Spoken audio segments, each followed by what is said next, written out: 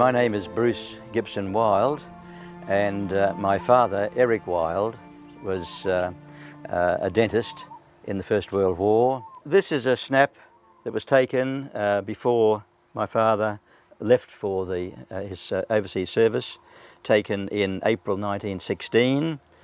He was 19 years old, and the caption on the back says, "Just in camp, too young and innocent to be out on his own."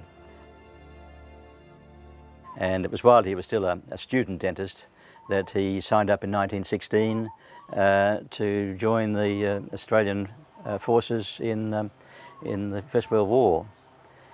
He was stationed at Vermont on Salisbury Plains with several thousand Australian military, mainly medical people, and it was quite a pleasant place by the sound of it. He had plenty of time to take the rail into London, to go to the theatres. He was able to buy a bicycle and cycle around the area.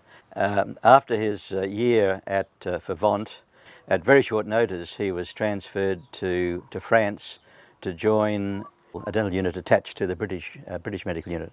Over the next 6 months, his group followed the battle line as it gradually retreated back. By this stage, the Germans were retreating back through Belgium and eventually, of course, back to Germany.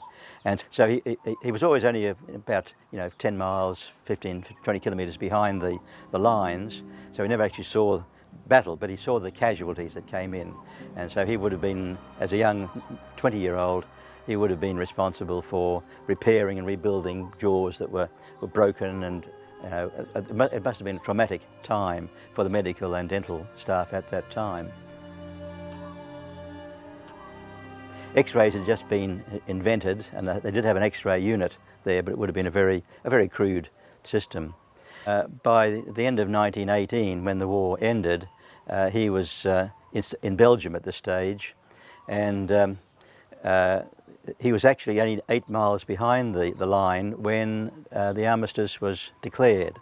And I've got a letter here which he wrote. This was written on the 25th of December, Christmas Day, 1918. "Then the great news came. We did not get a newspaper for 12 days before the armistice and until 5 days later. All we had were phone messages. However, at 6 p.m. on Sunday, 10th of November, all the searchlights along the line blazed out and signalled in Morse, 'The war is over.' You never saw such a fireworks display in your life. We were only 8 miles behind the line and had a splendid view. Lights, flares, and fires of every colour and description went up. At 11 a.m. next morning, all was over."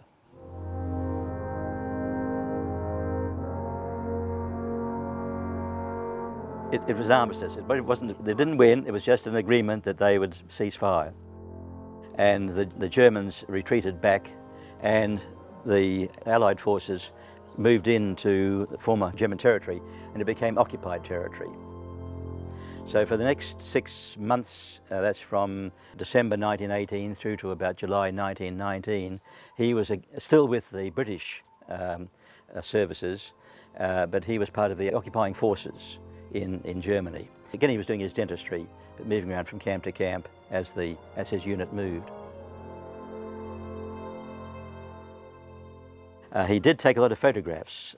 He had a camera. This is the camera that my father took all through the war. It's a VPK, Vest Pocket Kodak. He was able to carry this with him because he was in the dental corps and had an X-ray unit, which of course had a photographic lab attached to it. So he was able to process his own film. It has a little viewer on the top here, and just look down the viewer, and if you want to go sideways, go that way. And a little button on it somewhere, a little button there to release the shutter. Very, very simple camera. I have here some photographs. This is my father when he was on leave at Liège, not far from Cologne, and he's shown there in front of a troop train with some of his colleagues, and he's actually carrying the camera that he took these photographs with. And the other one we have here is of him again holding his little camera. There he is in the front row with some of his fellow men from the 3rd ACCS, the Australian Casualty Clearing Station. This was taken in Eichkirchen in Germany. It was quite common for the Australian troops, because it was the first time they'd been overseas, to bring back souvenirs. And so this is just one of his souvenirs that survived. A German beer stein. We don't know where it came from, and it's part of our private collection. And then also we have 2 little brass souvenirs. This was a Vesta matchbox. The Vestas were the wax matches that they used in those days, and they didn't require the black marking on the side of a matchbox like we have now. You just rub them on a rough surface to light the match. And the other one is from Ypres. It's just a souvenir. Again, it's a matchbox cover, brass matchbox cover. It says Souvenir Hill, Ypres, 60, and there's an image on it of the Menin Gate in Ypres. The story is that it was made from brass from a German cannon, but I think that's just a story that may or may not be true. But it just shows the Menin Gate at Ypres. Among the souvenirs that he brought back is this little pair of binoculars. Get a little bit rusted, a bit corroded now, but still usable. We don't know whether he bought these or whether he got them from a German casualty. We don't know. But he always had these, and he treasured these.